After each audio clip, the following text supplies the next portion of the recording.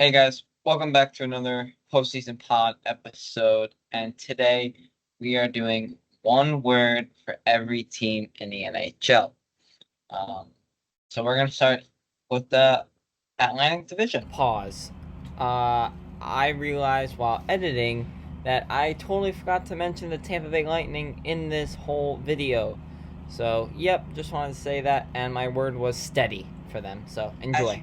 As you can see, it goes Panthers, then Leafs, or you could call it the Cat Atlantic, actually. Bad joke. Panthers, Leafs, Bruins, Sabres, Ottawa, Red Wings, and then finally the Canadiens. Now, we're going to start for all of these bottom to top. And yeah, so start off with Montreal Canadiens.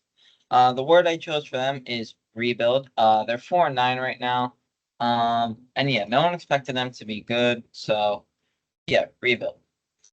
Then the Red Wings. I chose worried. The Red Wings are 6-7-1. They don't look clinical. Their defense is awful.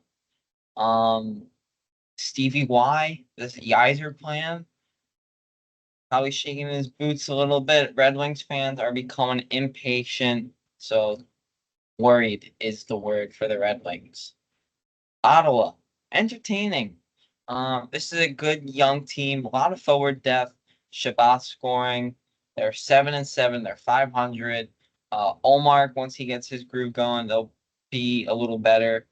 But yeah, I mean, a team that is entertaining to watch and can maybe make the playoffs this year is it's not, 15 games in, they're 14, but 15 games in for most teams. It's not crazy to not keep Ottawa in that playoff mesh right now. So yeah, entertaining for Ottawa. The Sabres. So for some of these, I also put like players. Um, and so I chose the Sabres as interesting, but I also put Tage Thompson. And at the time of this recording, Tage Thompson actually got hurt in a Veterans Day loss, 7-5 to the Montreal Canadiens, believe it or not. Absolute barn burner. But yeah, Tage Thompson, 13 goals before he got hurt last game, and he would have been the difference maker in this team making the playoffs. They're 7-8-1, excuse me. And yeah, without Tage Thompson, it's just not out how long he'll be hurt. But without Tage Thompson, they're gonna be extremely handicapped. And it's gonna be a loss to them. But interesting was the word I chose because they're right with that Ottawa mesh.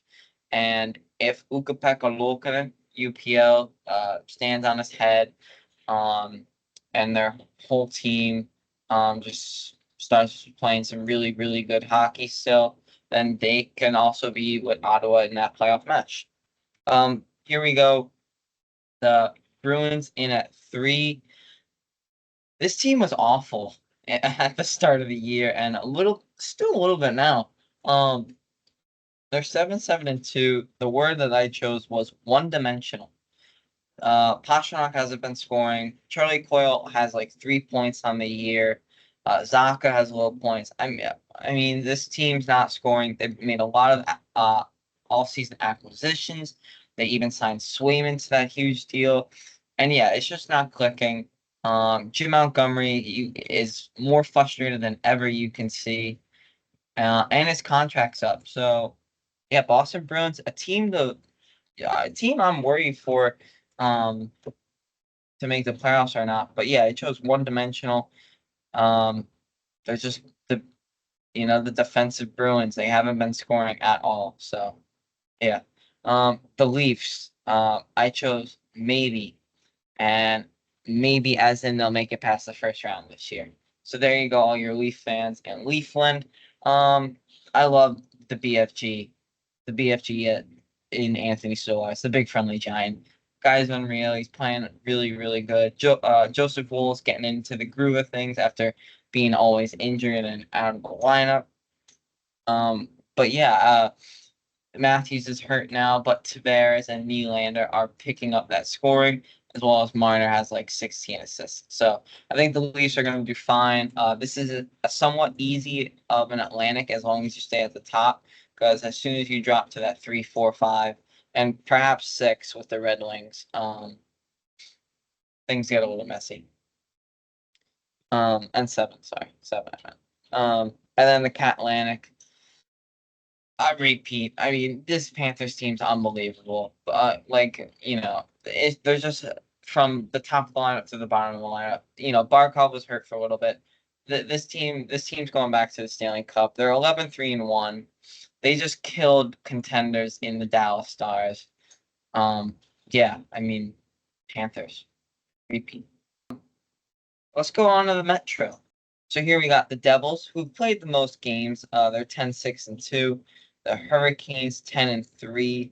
Capitals 10-4. Rangers 9-3-1. Islanders 6-6-3. Pens 6-8-2.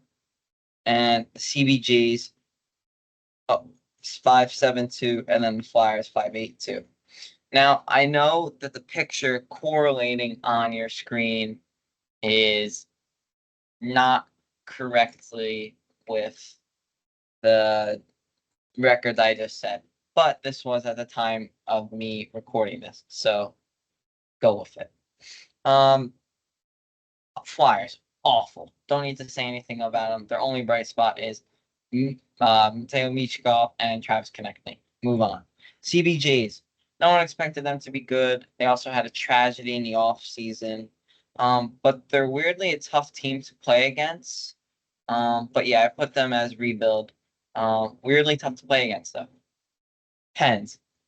I mean, they got at the time of this recording. This is after the Pens got walloped by the Dallas Stars in the first period, letting up 6 goals, and losing 7-1. And Stan Coben had 5 points. So, this is the last dance. That it's plain and simple. That core, Crosby, Malkin, Letang, it's their last chance. And guess what? It ain't gonna happen. That chance is bye-bye. The Islanders.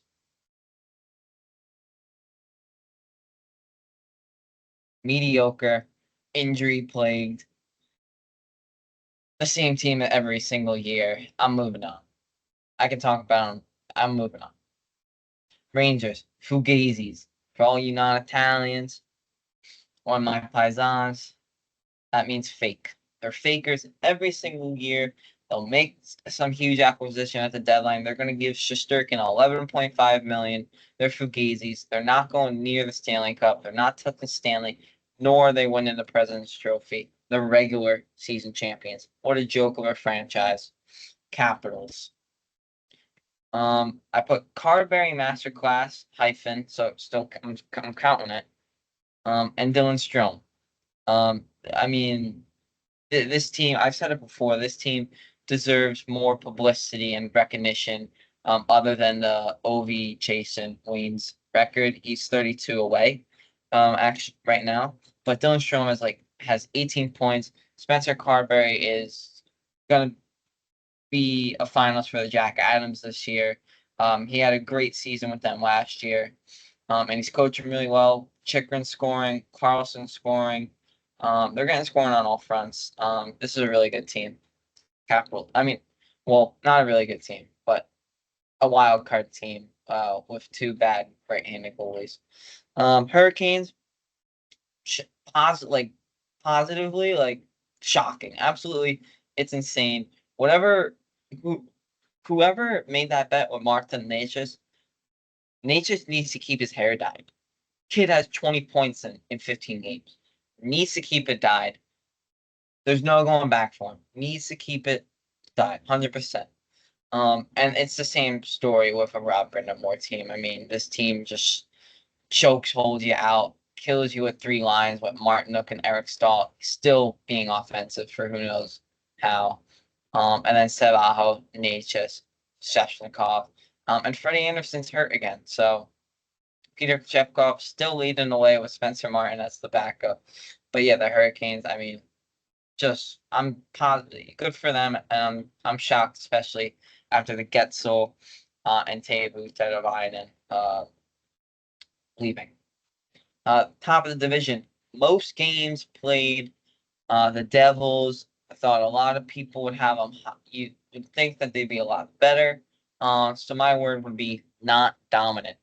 Their goaltending has been really, really poor. Jack Hughes, Tripp says, is underperforming.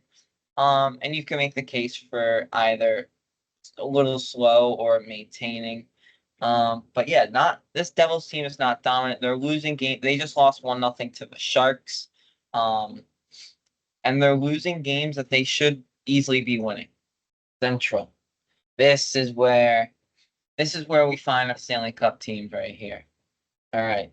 We got the Jets, the Wild, the Stars, Utah, Avs, Blues, Hawks, Predators. Predators. Shocked in a bad way. I was pleasantly surprised with the Hurricanes. I'm shocked with the Predators. They brought in Marchessault, Stamkos. They let some guys go that they spent their time like Cody Glass.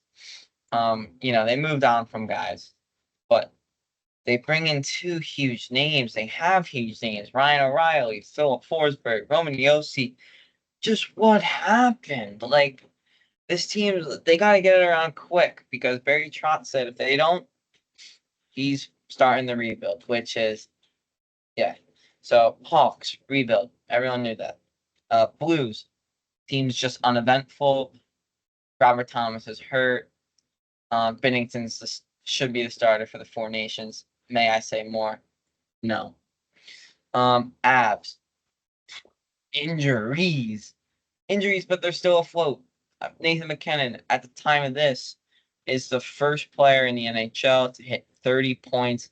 Kale McCarr has like 26 points. Gabe Landeskog yet to come back, but is skating. And then Valtteri Nichushkin is set to come back November 15th. Yeah, I mean, just injuries. That's my word for this team. If they can somehow push when Landeskog and Nichushkin get back and Georgiev's out of the starting lineup, then they can be a playoff team again. Utah, hopeful. I don't think I need to say more. They're playing some really solid hockey. Their defense is a little rough and their goaltending's bad, but they're a hopeful team. Utah has a great environment, great fans. Yeah, they're a hopeful team. Stars, contenders, really good. Depth all throughout the lineup. Yeah, I mean, just really good as long as they keep scoring. Logan Stankoven is probably going to win the Calder. Yeah, contenders.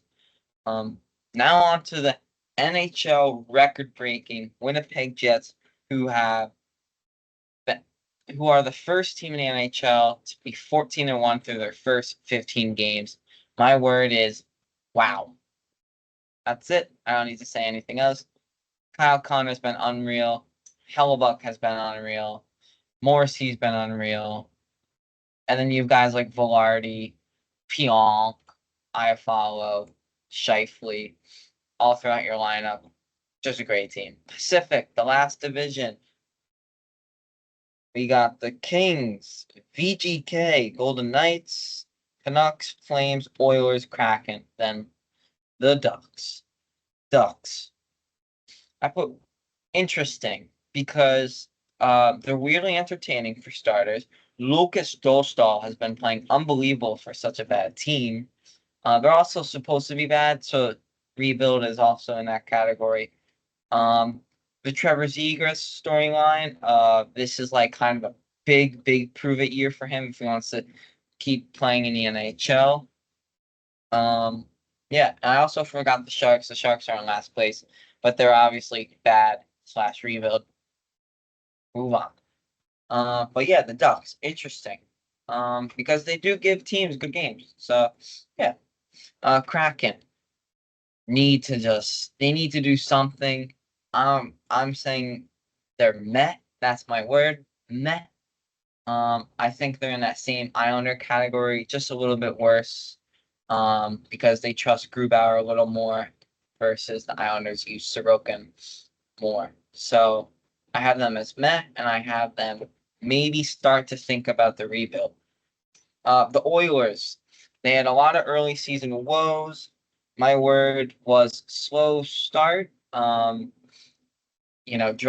been unbelievable right now. McDavid's good. Zach Hyman's starting to score.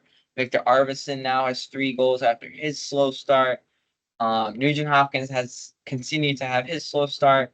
Jeff Skinner, not a lot of points. They're just a slow starting team this season.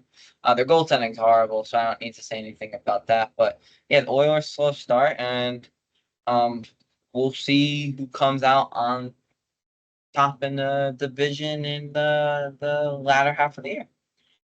Then the better team in Alberta, the Flames. Shocking, just shocking. That's my word. Huberdeau's back. He's back. Scored again last night. He's and an apple, so he had 2 points last night. Versus the Kings. And then Rasmus Anderson, he's trade bait. I love his selling. Once he sneezes, he just stares at a fan. Like that's a great celebration. Love that. The Flames, absolutely shocking. Vladar and Wolf, that tandem, they're gonna win I think it's the Jennings where it's the best goalie tandem. So yeah, I mean, weirdly a good team, and my word, shocking. That's it. Canucks, I put slow start for them too. Elias Pettersson's been awful. I mean, let's rip the Band-Aid off, folks. $12 million player, hasn't been scoring, hasn't been assisting. He's just been flat out awful. JT Miller, really good. Demko's on his way back. Lankinen will be a solid backup because Sheelovs was a one-season wonder. VGK, always good. They're always going to be good. They're going to be in that team now. That's just always going to be good. Like the Bruins, Lightning, Panthers in the recent years. There's always going to be good. Just put it that way. And Jack Eichel's been unbelievable for them. Ivan Barbashev has been the steal of a century with that contract. And they still have Petrangelo for another 2 years. And Noah Hanfin's that last year's trade is working out really, really well. He has 6 goals on the year already. And then the LA Kings, another one of those teams is just always good. And I put rebirth as my word because everyone thought when Doughty went down in the preseason that this was going to hurt the Kings. But no, that's not the case at all. The Kings are the Kings of the Pacific right now. The Kings are playing some unbelievable hockey. Darcy Kemper actually looks like to get back into that ex. He used to play for the Kings, so that ex LA King and Avalanche form. Kempe, you would want to see a little more points. Kopitar's been playing lights out. You can't ask for more from him. And then Brant Clark is the story in LA right now. This rookie defenseman is just he's lighting the league up by storm. He's chirping guys in the penalty box. I mean, he's super skillful. And yeah, the LA Kings rebirth. Um, so yeah, so those were all one word, um, my one word to describe all the NHL teams right now in the NHL. And we post short-term content a lot. I had a little Finnish accent right there. And then yeah, see you guys soon.